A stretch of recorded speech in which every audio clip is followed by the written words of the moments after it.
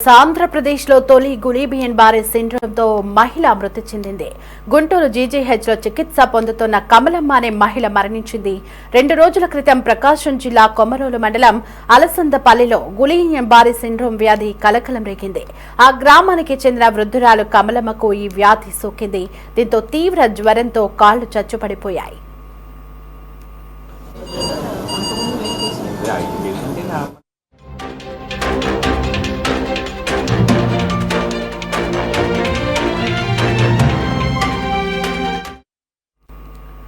ఆమె ఆరోగ్య పరిస్థితి ఆందోళనకరంగా మారింది. దీంతో ఆమెను కుటుంబ సభ్యులు గుంటూరులోని జీజీహెచ్కు తరలించారు. కమలమ్మ ఆసుపత్రిలో చికిత్స పొందుతూ మరణించింది. ఈ వ్యాధి సోకి మరణించిన తొలి మహిళ కమలమ్మ మరణించడంతో ప్రభుత్వం అప్రమత్తమైంది.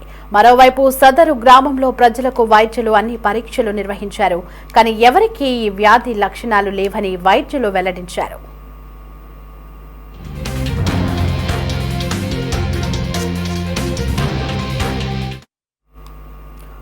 రైట్, ఇక ఇదే అంశానికి సంబంధించి మరింత సమాచారం మా ప్రతినిధి ప్రమోద్ ఫోన్ ఇన్ లో అందించడానికి సిద్ధంగా ఉన్నారు.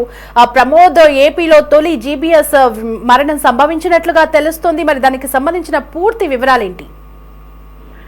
దేవి, ఏదైతే గత 2 రోజుల నుంచి కూడా జీబీఎస్ అనే వ్యాధితో గుంటూరు జిల్లాలో అయితే ఇప్పటికే వైద్యాధికారులు అప్రమత్తమయ్యారు. ఈ నేపథ్యంలోనే గుంటూరు ప్రభుత్వ ఆసుపత్రిలో చికిత్స పొందుతున్నటువంటి ఐదుగురు వ్యక్తుల్లో కూడా ఇద్దరు పరిస్థితి గత 2 రోజుల క్రితం కూడా పరిస్థితి విషమంగా ఉంది.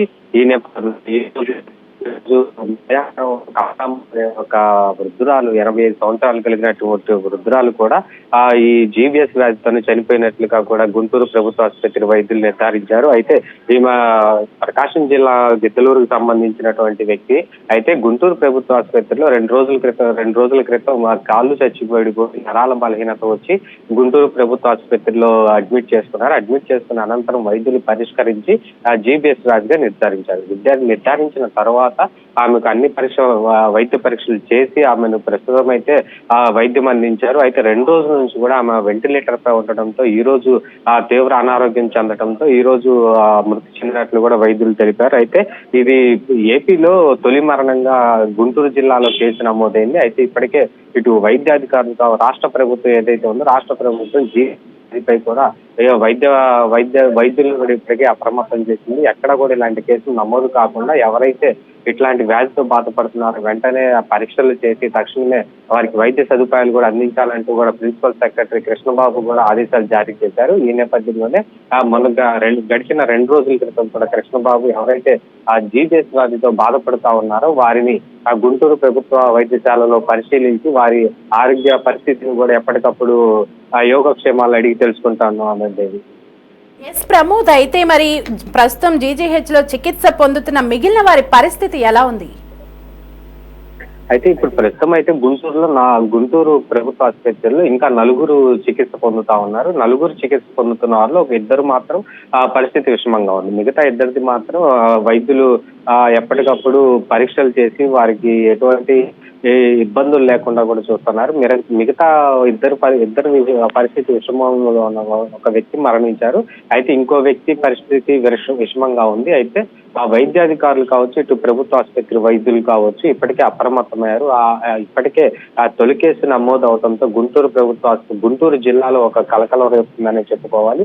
అయితే ఈ వ్యాధిపై కూడా ఎలాంటి సందేహాలు వద్దు. కేవలం ఇది ఒక నరాల బలహీనతకు సంబంధించిన విషయం మాత్రమే. దీనికి సంబంధించి మీకు ఎలాంటి బలహీనతలు ఉన్నా కానీ వెంటనే వైద్యుల్ని సంప్రదించాలని కూడా ఇప్పటికే గుంటూరు ప్రభుత్వ ఆసుపత్రి వైద్యులు తెలుపుతా ఉన్నారు. అయితే మరి ఏపీలో అధికారికంగా ఎన్ని జీబీఎస్ కేసులు నమోదయ్యాయి ప్రమోద్? అయితే ప్రస్తుతం అయితే ఏపీ రాష్ట్ర వ్యాప్తంగా వచ్చేసరికి జీబీఎస్ వ్యాధితో గడిచిన 10 రోజుల క్రితం అయితే శ్రీకాకుళం జిల్లాలో ఒక వ్యక్తి చనిపోయినట్లు కూడా వైద్యులు ఇటు రాష్ట్ర ప్రభుత్వం కూడా నిర్ధారించింది. అనంతరం గుంటూరు జిల్లాలో జీజీహెచ్ లో ఇప్పుడు 2వ కేసు నమోదైంది. 2వ కేసు మరణించడంతో కూడా ఇటు ఇప్పటికే ప్రస్తుతం అయితే ఏపీ రాష్ట్రంలో జీబీఎస్ తో 2 మరణించినట్టు కూడా రాష్ట్ర ప్రభుత్వం అధికారికంగా ధృవీకరించింది. Right Pramod, thanks for the updates.